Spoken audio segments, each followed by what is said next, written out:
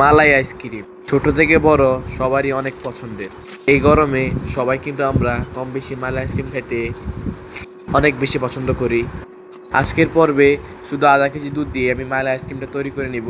তো চলুন কথা না বাড়িয়ে শুরু করা যাক। প্রথমে আমি নিয়ে নিয়েছি তরল দুধ। এখানে আমি 1 কেজি দুধকে হাফ কেজি করে নিয়েছি গরুর দুধ। এর মধ্যে দিয়ে দিয়েছি 1/4 কাপ পরিমাণ চিনি। এর মধ্যে দিয়ে দিচ্ছি 1.5 টেবিল চামচ পরিমাণ কর্নফ্লাওয়ার। এবার হ্যান্ডির সঙ্গে ভালো মতো সবগুলো উপকরণের চেড়ে মিশিয়ে নিব যতক্ষণ না পর্যন্ত চিনিটা ভালো করে গলে যাচ্ছে।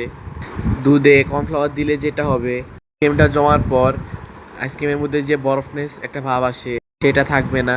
আইসক্রিমটা একদম ক্রিমি হবে। যখন আপনারা এটা তৈরি করে খাবেন তখন বুঝতে পারবেন। আমার দুধটা তৈরি হয়ে গেছে, তো আমি এবার নামিয়ে কিছুটা ঠান্ডা করে নিব।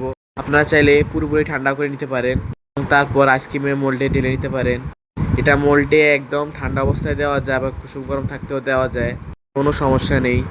আমি আইসক্রিমটাকে এমন সিলিকনের মোল্ডে জমাবো। আপনারা চাইলে দোকানে যে প্লাস্টিকের মোল্ডটা আইসক্রিমে পাওয়া যায় সেই মোল্ডটা আপনারা চাইলে জমিয়ে নিতে পারেন। তো এবার আমি এখানে কাঠি ঢুকিয়ে দিচ্ছি বাজারে লুকানোর জন্য। দেখবেন একদম দোকানের মতো পারফেক্ট হবে। আমি চেয়েছিলাম একটু ভিন্ন রকম ভাবে আইসক্রিমটা তৈরি করতে, দুই আইটেমে। এখন দেখি আমার বাসায় কোনো কাঠি ছিল না, দিয়ে করলে কিন্তু একদম দোকানের মতো লুক আসতো। এখন কি করা, এর জন্য আমি পাইপ দিয়ে এগুলো বসিয়ে নিলাম।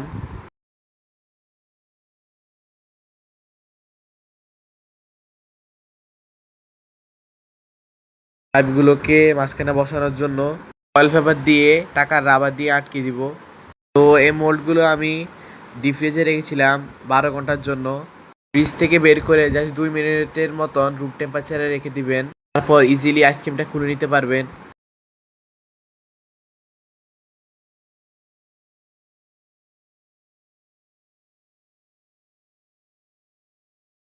তো দেখতে পাচ্ছেন আইসক্রিমটা মাশাআল্লাহ কতটা ক্রিমি হয়েছে। এর মধ্যে কোনো ধরনের বরফ জমা হয়নি, দেখে অথবা বুঝতে পারছেন। আপনারা তৈরি করলে বুঝতে পারবেন। তো আমি চেষ্টা করেছি খুবই সহজভাবে আজকের এই রেসিপিটি আপনাদের মাঝে উপস্থাপন করার জন্য। যদি আপনারা গরুর দুধ দিয়ে তৈরি করেন তাহলে সময় একেবারে অনেক কম লাগবে, কিন্তু একদমই দোকানের স্বাদের আইসক্রিম যে কোনো সময় ঝটপট তৈরি করে নেওয়া যায়। আপনারা চাইলে এটি ট্রাই করতে পারেন। তাহলে অবশ্যই জানাবেন আমাকে আপনাদের কাছে কেমন লেগেছে। পরিবারের সবাই কিন্তু অনেক বেশি পছন্দ করবে। ভিডিও ভালো লাগলে লাইক কমেন্ট শেয়ার করবেন।